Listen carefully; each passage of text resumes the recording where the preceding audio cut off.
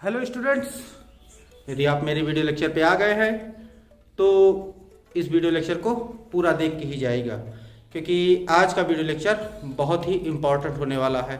आज के इस वीडियो लेक्चर में मैं आपको ऑल परफेक्ट टेंस इसका मैं ट्रांसलेशन बताऊंगा। Welcome back excellence classes students.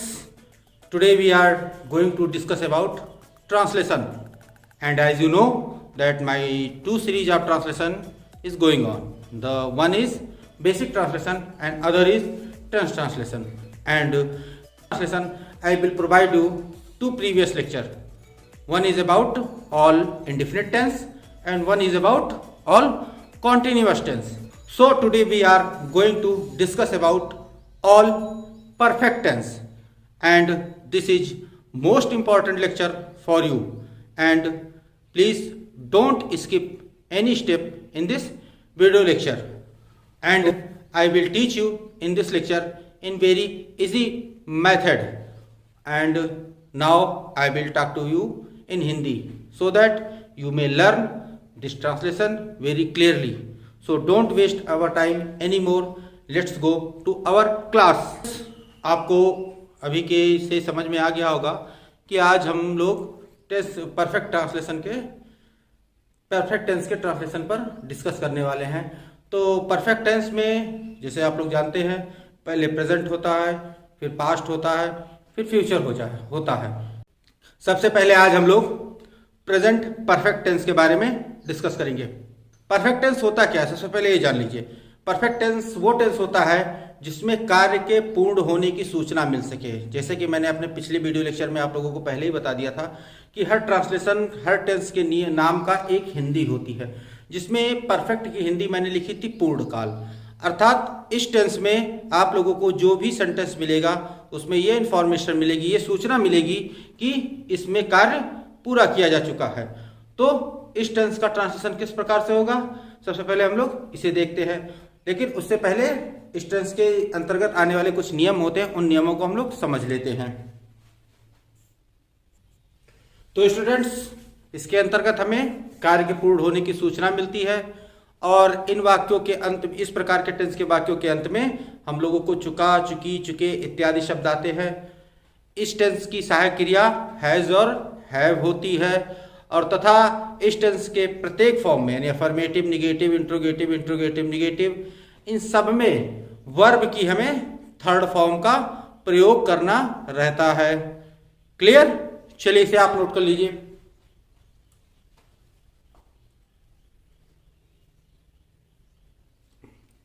तो स्टूडेंट्स, इस टेंस में जो ही, सी, इट होता है और सिंगुलर नंबर नाउन, अर्थात किसी का नाम अगर हमें मिल जाता है तो उसके साथ हम लोग सहायक क्रिया हैज का प्रयोग करते हैं। और यदि आई, वी, यू, दे तथा कोई प्लूरल नंबर नाउन अगर मिल जाता है तो वहां पे सहायक क्रिया हम लोगों को हैव का प्रयोग करना रहता है। ये नियम मैंने लिख दिए हैं, और इन नियमों को आप लोग लिख लीजिए। इसके बाद फिर आगे अगली स्लाइड में हम आपको सेंटेंस स्ट्रक्चर और उसके साथ साथ हर एक सेंटेंस के हर स्ट्रक्चर के लिए कम से कम दो एग्जाम्पल देकर आप उस सेंटेंस स्ट्रक्चर को मैं आपको समझा देता हूं। चलिए सबसे पहले इसे नोट कर लीजिए, उसके बाद फिर हम आगे अगली स्लाइड में देखते हैं क्या होता है। तो ये हमारा पहला सेंटेंस का अफर्मेटिव का सेंटेंस स्ट्रक्चर है। Subject plus has have plus verb की थर्ड फॉर्म प्लस ऑब्जेक्ट। अर्थात यहाँ पे सब्जेक्ट जो होगा उसके अकॉर्डिंग जो जिसके साथ हैज लगना है, जिसके साथ हैव लगना है, वो मैं आपको पिछली स्लाइड में लिखा चुका हूं। तो आशा है इस स्ट्रक्चर से आपको कोई कंफ्यूजन नहीं होगी कि किस सब्जेक्ट के साथ कौन सी हेल्पिंग वर्ब हमें लगानी है। तो ये स्ट्रक्चर हो गया। इसके बाद अब देखते हैं, इस पे कुछ एग्जाम्पल लेते हैं। जैसे आ गया पहला एग्जाम्पल हमारे पास, मैं अपना पाठ याद कर चुका हूं। तो मैं के लिए हम लोग लगाएंगे आई, और आई के साथ हमने क्या बताया है, हैव, और फिर याद करने की थर्ड फॉर्म लर्नड, और फिर अपना की अंग्रेजी। अपना की अंग्रेजी यहां माई लगेगी। जिनको अपना की अंग्रेजी में थोड़ी बहुत अगर कंफ्यूजन हो रही है, उनको समझ में नहीं आ रहा हो कि किस शब्द के लिए अपना के लिए, कौन से प्रोनाउन के लिए अपने के लिए कौन सा वर्ड यूज किया जाएगा, वो मेरे जाके पहले पिछले वीडियो लेक्चर को देख सकते हैं, जिसमें मैंने उनको लोगों को क्लियरली समझाया है कि अपना शब्द के लिए कौन से प्रोनाउन के लिए कौन सा वर्ड लगाया जाएगा ये उसमें एकदम साफ साफ समझाया गया। तो सबसे पहले जाकर आप उस पुराने मतलब पहले के दिए हुए वीडियो लेक्चर को देख लीजिए और जिससे कि आपको ठीक से समझ में आए।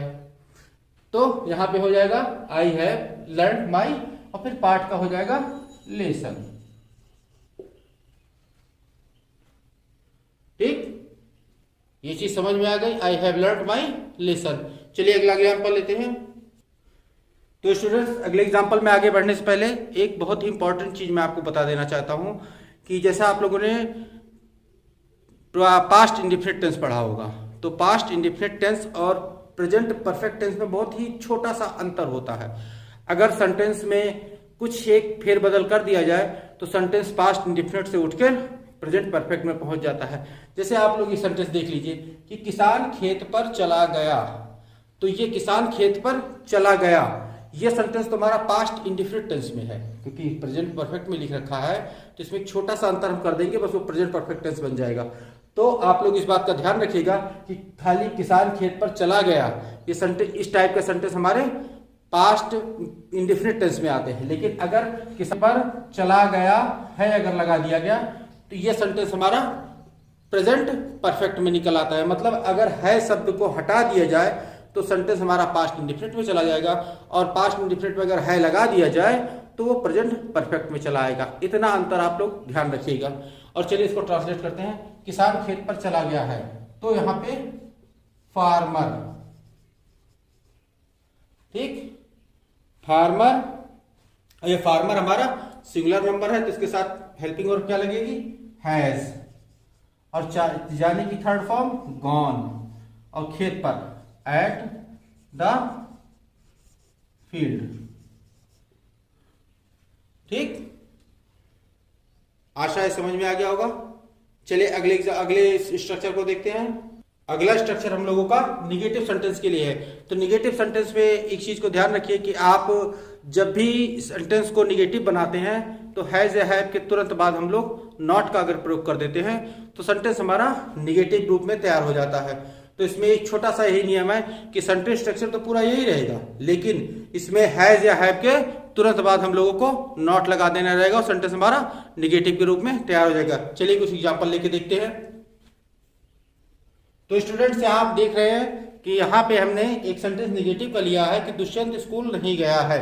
तो सिंपल सा दुष्यंत हैज नॉट, मतलब हैज के बाद हम लोगों ने नॉट का प्रयोग कर दिया। इसी प्रकार से आप भी अगर प्रेजेंट परफेक्ट टेंस में हमें निगेटिव सेंटेंस मिल रहा है तो वहां पे लगने वाली सहायक क्रिया हैज या हैव के बाद अगर हम लोग नॉट का प्रयोग कर देंगे तो सेंटेंस हमारा निगेटिव बन जाएगा और आप लोगों के लिए भी आसानी रहेगी। तो एक छोटा सा इसमें कोई भी टेंस में क्या कहते हैं वर्ब की फॉर्म में कोई परिवर्तन नहीं करना इस टेंस में, और यहाँ पे हैज या हैव यानी सहायक क्रिया के तुरंत बाद हम लोगों को नॉट का प्रयोग कर देना है। बस इतना आप छोटा सा नियम इसमें याद रखिए और प्रेजेंट परफेक्ट टेंस का निगेटिव सेंटेंस बनाते रहिए। चलिए इसे आप नोट कर दीजिए, फिर आगे बताते हैं।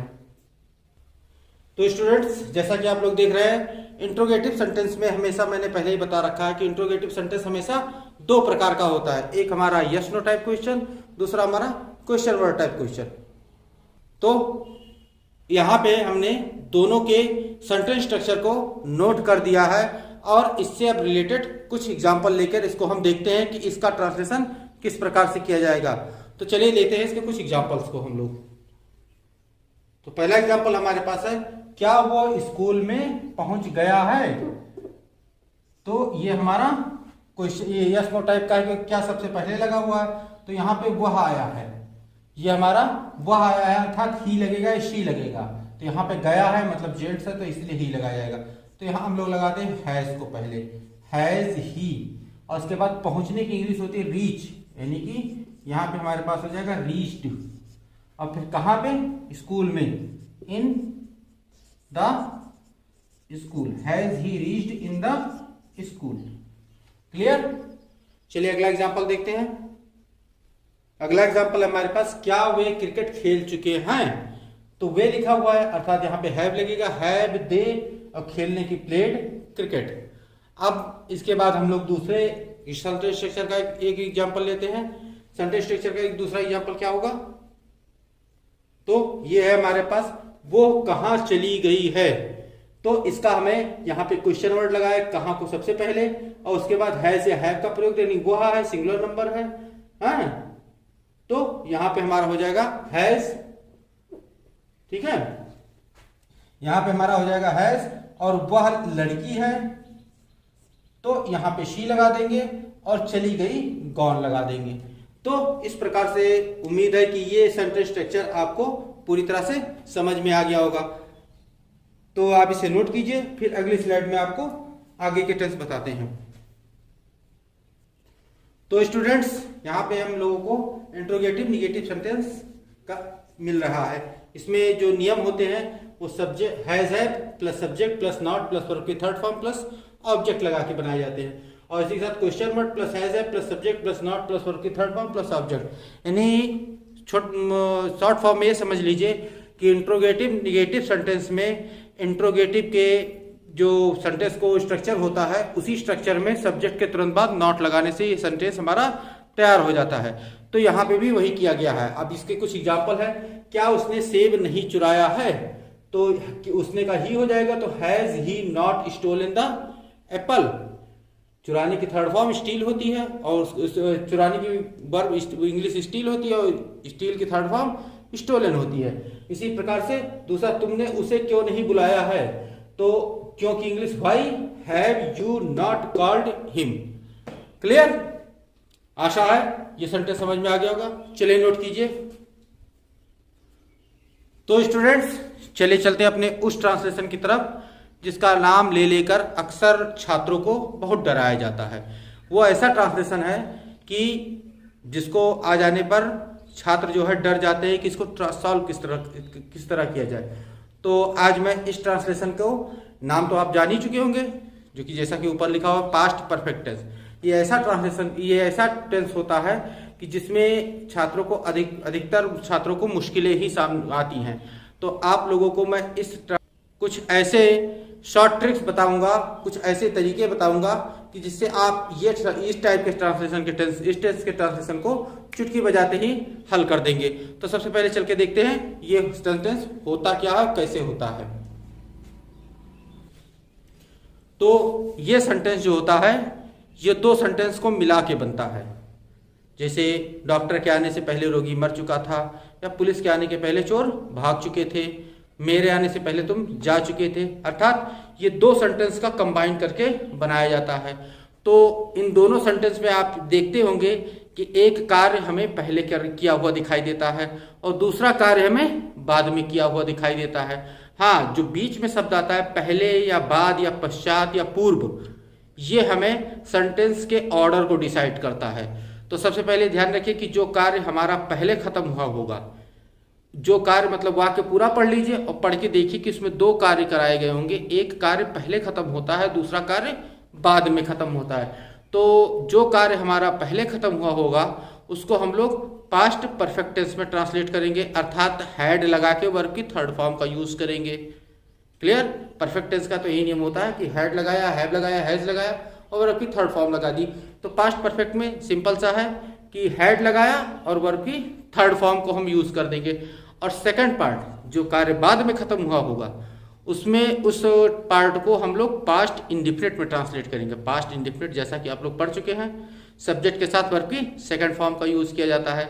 तो आप लोग इस सेंटेंस को चल के देखते हैं कि किस प्रकार से सेंटेंस सॉल्व किया जाता है। सबसे पहले इसके सेंटेंस के स्ट्रक्चर को नोट कर देते हैं। इसमें पहले जो बताया है मैंने स्ट्रक्चर, इस प्रकार का कोई स्ट्रक्चर हम लोग लगाएंगे नहीं। इस प्रकार का कोई स्ट्रक्चर मैंने बना के लगा भी दिया तो आप लोगों को समझ में नहीं आएगा, इसीलिए इसकी बाकायदा मैं डेफिनेशन सहित लिख दूंगा और जिसे पढ़कर आप लोग क्लियरली समझ जाएंगे।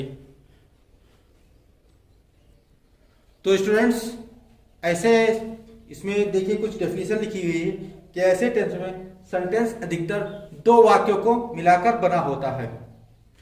ऐसे दो वाक्य जिसमें एक कार्य के पहले होने की सूचना हमें मिलती है तथा दूसरे कार्य के बाद में होने की सूचना मिलती है।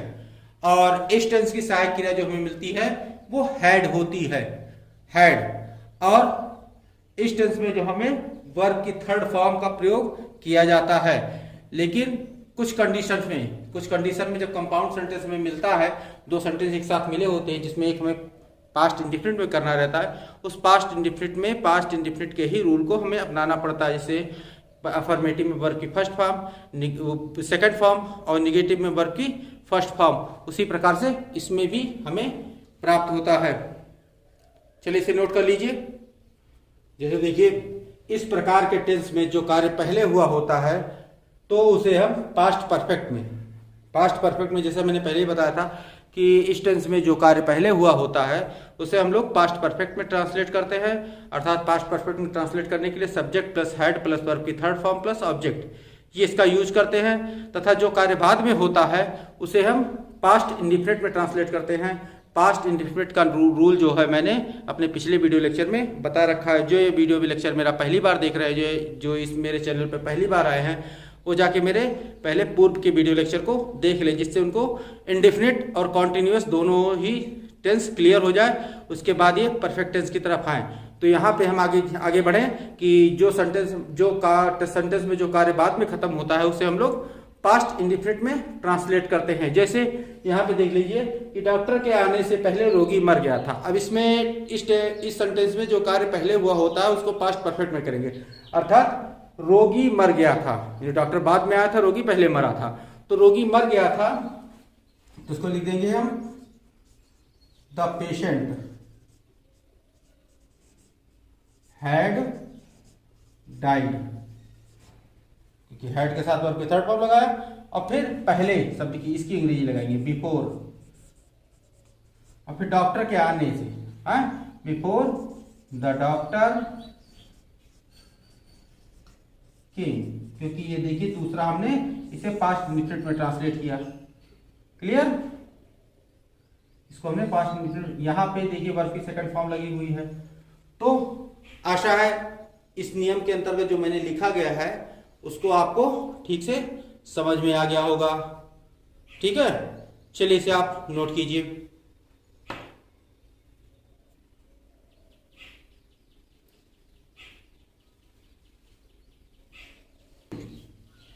तो स्टूडेंट्स, इस स्लाइड में आपको दो नियम देखने को मिलेंगे। इन दो नियम क्या क्या है कि एक नियम हमारा ये कहता है कि यदि सेंटेंस में कि मध्य में पहले शब्द आया हो या पूर्व शब्द आया हो तो वहां पे उस टाइप के सेंटेंस में हम लोग जो कार्य पहले खत्म होता है उसको पहले लिख देते हैं, और जो कार्य बाद में खत्म होता है उसे हम बाद में लिख देते हैं। यानी पहले शब्द जो हमारा रिलेटेड है वो पहले खत्म हुए कार्य को पहले लिखाने में और बाद में खत्म हुए कार्य को बाद में लिखाने के रिलेटेड है। और यदि सेंटेंस में बाद में शब्द आया है, बाद या पश्चात, जैसे उसकी जाने के बाद वर्षा हुई या मेरे जाने के बाद तुम घर आए, तो इसमें बाद या पश्चात ये इस टाइप के अगर वर्ड बीच में आ जाते हैं तो ये दोनों शब्द ऐसे रिलेटेड हैं कि इसमें बाद में हुआ कार्य हमें सबसे पहले लिखना है और पहले हुआ कार्य बाद में लिखना है। ये इंपॉर्टेंट पॉइंट आप लोग याद रखिएगा कि अगर वाक्य के मध्य में पहले या पूर्व आया है तो पहले हुआ कार्य पहले और बाद में हुआ कार्य बाद में लिखना है, और यदि वाक्य के मध्य में बाद या पश्चात शब्द आया है तो बाद में हुआ कार्य पहले लिखना है और पहले हुआ कार्य बाद में लिखना है। और दूसरे नियम के अंतर्गत यह होता है कि दूसरा नियम यह हमें कहता है कि जो कार्य हमें पहले, जो वाक्य हमें सबसे पहले लिखा दिखाई दे, चाहे वो पास्ट परफेक्ट का वाक्य हो चाहे वो पास्ट इंडेफिनिट का वाक्य हो, इंट्रोगेटिव और निगेटिव बनाते समय उसी वाक्य के साथ हमें उसमें बदलाव करना रहता है। यदि पास्ट परफेक्ट का सेंटेंस हमें मिल गया तो हेड के बाद हम लोग नॉट लगा देंगे निगेटिव में, और इंट्रोगेटिव में सब्जेक्ट के पहले हेड लगा के उसे हम ट्रांसलेट कर लेंगे। और यदि वो पास्ट इंडेफिनिट का सेंटेंस मिल गया तो वहां पे डिड नॉट लगा के वर्ब की फर्स्ट फॉर्म लगा देंगे, या इंट्रोगेटिव में हम उसे डिड को उठा के बाहर रख लेंगे और अंदर वर्ब की फर्स्ट फॉर्म रखेंगे। अर्थात इसमें जो भी निगेटिव या इंट्रोगेटिव सेंटेंस बनते हैं वो पहले लिखे हुए जो वाक्य होते हैं उन्हीं के टेंस के अकॉर्डिंग बनाए जाते हैं। तो चलिए दोनों नियम आप नोट कर लीजिए। आशा है दोनों नियम आपको समझ में भी आ गए होंगे और क्लियर भी हो गए होंगे। अभी जब एग्जाम्पल में इसको हम क्लियर एग्जाम्पल देते हैं तो सेंटेंस के नियम आपको और अच्छी तरह से क्लियर हो जाएंगे, तब तक इसे आप नोट कर लीजिए।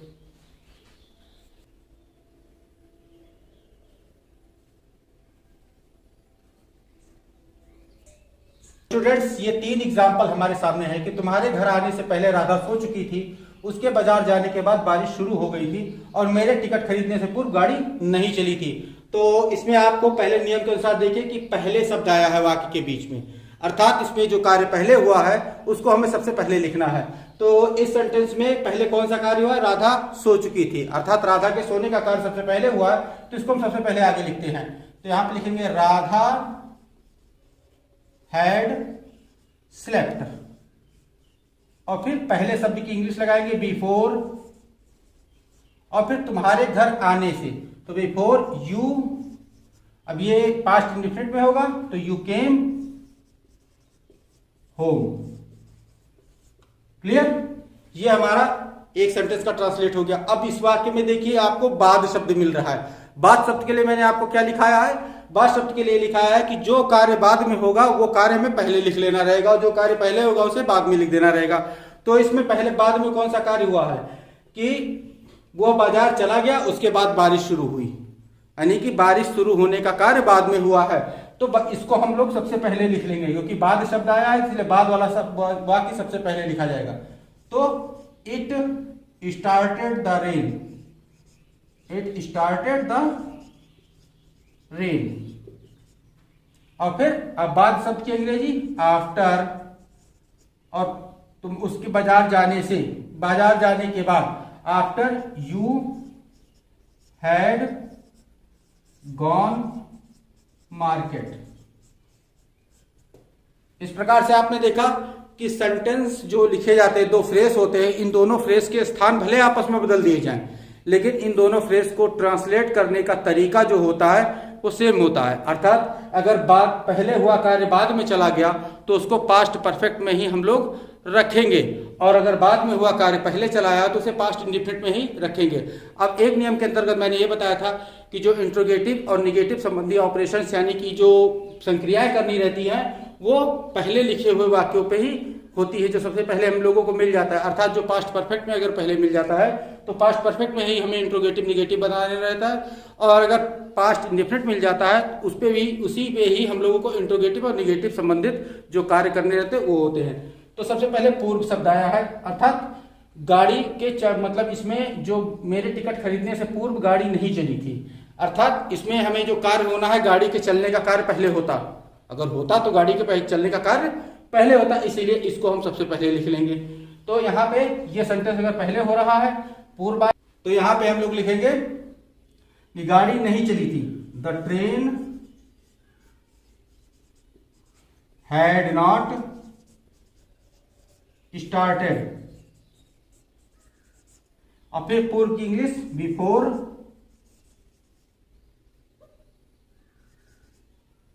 I bought ticket.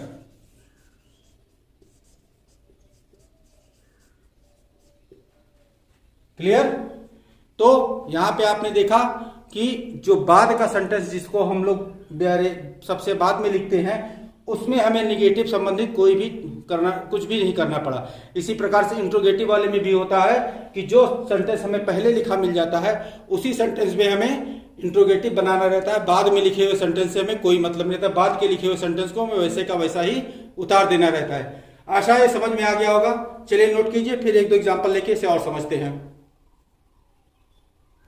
तो चलिए चौथे एग्जाम्पल को अपने देखते हैं। क्या डॉक्टर के आने से पूर्व मरीज मर चुका था? अर्थात इसमें जो कार्य हो रहा है वो मरीज के मरने का कार्य पहले हो गया, डॉक्टर के आने का कार्य बाद में हुआ है। अर्थात यहाँ पे पूर्व लगा हुआ है, तो पूर्व लगे होने के कारण हमने आपको नियम क्या लिखाया था कि अगर सेंटेंस में पूर्व आ जाता है तो पहले हुआ कार्य हमें पहले लिखना रहता है। तो और पहले लिखने के साथ साथ इंट्रोगेटिव सेंटेंस है हमारे पास, तो इंट्रोगेटिव सेंटेंस में जो कार्य पहले लिखा होता है उसी सेंटेंस पे हमें इंट्रोगेटिव बनाना रहता है। तो यहाँ पे हो जाएगा मरीज मर चुका था, यानी कि इंट्रोगेटिव बनाना तो हैड द पेशेंट डाइड। अब उसके बाद पूर्व की इंग्लिश बिफोर। अब सेकंड सेंटेंस हमारा वैसे ही रहेगा, यानी पास्ट इंडेफिनिट है, पास्ट इंडेफिनिट में ही रहेगा, उसको कुछ नहीं चेंज करेंगे। यहां पे लिख देंगे बिफोर द डॉक्टर केम, ये क्वेश्चन मार्क हो गया। तो समझ में आ गया होगा आशा है। एक और एग्जांपल ले लेते हैं। तो इसमें देखिए आप, रेशमा के जाने के बाद नीलम कहाँ गई थी, तो ये बाद शब्द आया है, अर्थात सेंटेंस में सबसे पहले हमें बाद में हुआ कार्य लिखना रहेगा। तो इसमें बाद में कौन सा कार्य हुआ है, रेशमा के जाने का कि नीलम के जाने का। तो देखिए बाद में कार्य जो हुआ है नीलम के जाने का, क्योंकि रेशमा तो पहले ही चली गई थी, उसके बाद नीलम गई थी ना। तो नीलम के जाने का कार्य अगर बाद में हुआ तो इसको हम पहले लिखेंगे, और ये हमें अगर बाद में हुआ कार्य है तो नियमानुसार ये सेंटेंस हमारा पास्ट इंडिफिनिट में होना चाहिए, और अगले नियमानुसार इसी सेंटेंस पे यानी पास्ट इंडिफिनिट सेंटेंस पे ही हम लोगों को इंट्रोगेटिव बनाना है। तो यहाँ पे पहले कहाँ की अंग्रेजी लगाएंगे, वेयर, और पास्ट इंडिफिनिट टेंस की सहायक क्रिया होती है डिड, वेयर डिड। उसके बाद ये सब्जेक्ट आ जाएगा नीलम, वेयर डिड नीलम गो, क्योंकि डिड के साथ वर्ब की फर्स्ट फॉर्म। और उसके बाद की अंग्रेजी आफ्टर रेशमा का जाना, रेशमा हैड गॉन। क्लियर हुआ, आशा समझ में आ गया होगा। चलिए इसे आप लोग नोट कर लीजिए। उसके बाद फिर अगली स्लाइड में देखते हैं कि फ्यूचर परफेक्ट टेंस को किस प्रकार ट्रांसलेट किया जाता है। फ्यूचर परफेक्ट टेंस हमारा लगभग पास्ट परफेक्ट टेंस की तरह ही होता है, बस उसमें थोड़े से नियम के परिवर्तन रहते हैं, उसको भी मैं आपको क्लियरली समझा दूंगा। सबसे पहले इसे आप नोट कर लीजिए। तो स्टूडेंट्स अब हमारे पास आते हैं फ्यूचर परफेक्ट टेंस पे। फ्यूचर परफेक्ट टेंस भी कुछ हमारा पास्ट परफेक्ट की तरह होता है। ये भी हमारे दो सेंटेंस से मिलकर बनता है। तो सबसे पहले इसमें हम सहायक क्रिया देखते हैं। इसकी सहायक क्रिया हमें विल हैव या शैल हैव मिलती है, और विल और शैल का प्रयोग तो आप लोग जानते ही होंगे कि जिसको मैंने इंडेफिनिट टेंस में ही विल का और शैल का प्रयोग आपको समझा दिया था कि विल का प्रयोग कहाँ किया जाता है, शैल का प्रयोग कहाँ किया जाता है। उसी प्रकार से यहाँ पर भी विल हैव और शैल हैव का प्रयोग किया जाएगा। इस टेंस में जो सहायक मेन वर्ब होती है वो थर्ड फॉर्म और फर्स्ट फॉर्म में मिलती है हमको, और इसमें दो जो सेंटेंस आते हैं, इसमें पहले हुए सेंटेंस को हम लोग फ्यूचर परफेक्ट टेंस में, और बाद में खत्म हुए सेंटेंस को हम लोग प्रेजेंट इंडेफिनिट टेंस में ट्रांसलेट करते हैं। अर्थात future perfect tense subject plus will या shall plus have plus verb की थर्ड फॉर्म प्लस ऑब्जेक्ट, और इसी प्रकार जब प्रेजेंट इंडेफिनिट टेंस में, तो प्रेजेंट इंडेफिनिट टेंस का रूल मैंने आपको पहले ही बता रखा है। अगर आप नहीं समझ पा रहे हैं तो पहले जाके मेरे उस वीडियो को देख के प्रेजेंट इंडेफिनिट टेंस के रूल को क्लियर कर लें। तो यहाँ पे आप जान लीजिए कि जो फ्यूचर परफेक्ट टेंस में जो सेंटेंस पहले कार्य खत्म करेगा उसको फ्यूचर परफेक्ट टेंस में, जो सेंटेंस बाद में कार्य खत्म होगा उसको प्रेजेंट इंडेफिनिट टेंस में ट्रांसलेट करेंगे। चलिए इसी नियम को मैंने लिख दिया है, आप इसे एक बार नोट कर लीजिए, फिर आगे बढ़ते हैं। तो स्टूडेंट्स ये इसका आखिरी नियम था, और पास्ट परफेक्ट के नियम के अकॉर्डिंग इसके नियम बहुत ही आसान हैं। बस इतना याद रखना है कि पहले हुआ कार्य हमारा फ्यूचर परफेक्ट में, बाद में जो कार्य खत्म होता है उसे प्रेजेंट इंडेफिनिट टेंस में ट्रांसलेट किया जाता है। अब फ्यूचर परफेक्ट टेंस में जब ट्रांसलेट करने के लिए हम जो पहला सेंटेंस लेते हैं वो कुछ इस प्रकार से इंडिकेटिव के लिए किया जाता है। ये सब्जेक्ट प्लस विल या शैल जो हम यूज करते हैं, और प्लस नॉट का यूज कर देते हैं, और प्लस हैव लगा देते हैं, और प्लस वर्ब थर्ड फॉर्म में लगा देते हैं, और प्लस हम लोग प्रेजेंट इंडेफिनिट टेंस का रूल लगा देते हैं। इसमें ध्यान रखिए कि प्रेजेंट इंडेफिनिट टेंस हमेशा बाद में ही आएगा, क्योंकि इसमें जिसे पास्ट परफेक्ट में हमने बताया था कि अगर बाद शब्द आ जाए तो बाद में हुआ कार्य पहले आता है, पहले हुआ कार्य बाद में चला जाता है, या फिर पहले शब्द आ जाए तो पहले हुआ कार्य पहले लिखते हैं, बाद में हुआ कार्य बाद में लिखते हैं। लेकिन इसमें ऐसा कोई रूल नहीं है। इसमें सीधा सा है कि इसमें पहले ही आता है, और पहले हुआ कार्य पहले लिखा जाता है, बाद में हुआ कार्य बाद में लिखा जाता है। तो जाहिर सी बात है कि फ्यूचर परफेक्ट टेंस में पहले जो कार्य खत्म होगा फ्यूचर परफेक्ट में ही होगा, बाद में जो कार्य खत्म होगा प्रेजेंट इंडेफिनिट टेंस में होगा। तो सभी निगेटिव के लिए यही रूल लग जाएंगे हमारे कि subject plus will shell plus not plus है प्लस वर्ब की थर्ड फॉर्म, उसके बाद प्रेजेंट इंडेफिनिट टेंस। इंट्रोगेटिव में हम लोग विल या शैल को पहले आके लिख देंगे, फिर सब्जेक्ट डाल देंगे, और फिर हैव डाल देंगे, और उसके बाद हम लोग वर्ब थर्ड फॉर्म में डाल देंगे, और प्लस प्रेजेंट इंडेफिनिट टेंस हम डाल देंगे। ठीक है, इसको पूरा लिख देते हैं।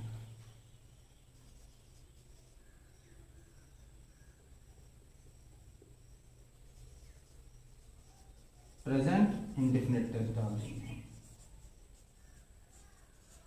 ठीक है, और इसी के साथ इंट्रोगेटिव निगेटिव में भी वही स्थिति, विल या शैल पहले plus subject plus not plus have plus verb third form में प्लस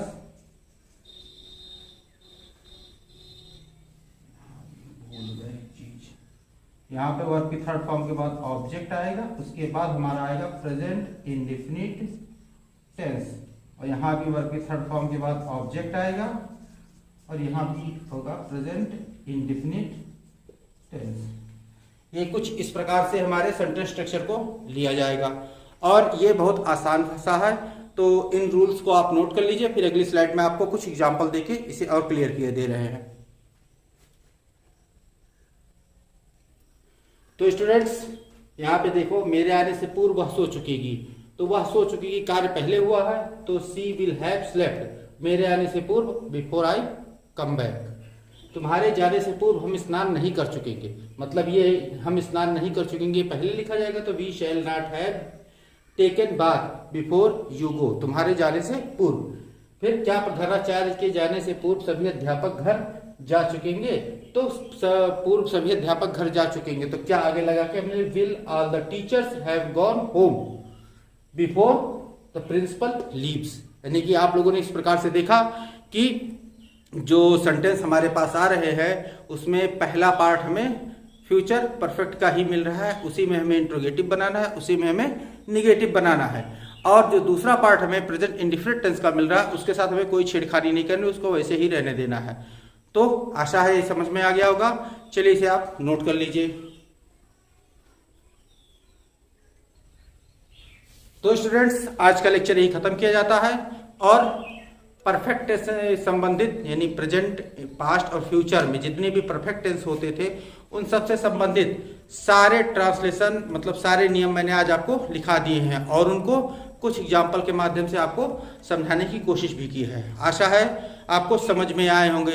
यदि कोई बातें समझ में नहीं आती तो मेरे कमेंट बॉक्स में आके नीचे अपनी क्वेरी छोड़िए, और साथ ही साथ मेरे जो नए व्यूवर्स हैं, जो मेरे नए दर्शक हैं, जो मेरे चैनल पर पहली बार आए हैं, वो जाकर मेरे पहले पुराने लेक्चर्स को देख लें, जिसमें उनको प्रेजेंट इंडिफरेंट टेंस और सारे कॉन्टिन्यूअस टेंस मैंने क्लियर किए हैं। तो आप जाके मेरे उन पुराने लेक्चर्स को देख सकते हैं जो इसके पहले मैंने दे रखे हैं। और जो अगर आपको मेरे वीडियो को पसंद आया हो और मेरे वीडियो से आपने कुछ भी सीखा हो, तो मेरे वीडियो को लाइक कीजिए, शेयर कीजिए अपने दोस्तों को। और यदि मेरे नए दर्शक हैं और उनको मेरा वीडियो पसंद आया है तो मेरे चैनल को सब्सक्राइब कर लीजिए, जिससे कि आपको मेरे आने वाले हर वीडियो की सबसे पहले नोटिफिकेशन मिल सके। और सब्सक्राइब करने के साथ साथ उस वीडियो में जाके नोटिफिकेशन में ऑल नोटिफिकेशन का बटन भी सिलेक्ट कर लीजिएगा। तो मिलते हैं नेक्स्ट वीडियो में, और till then stay tuned with our channel. Keep watching, keep learning, take care, thank you and bye.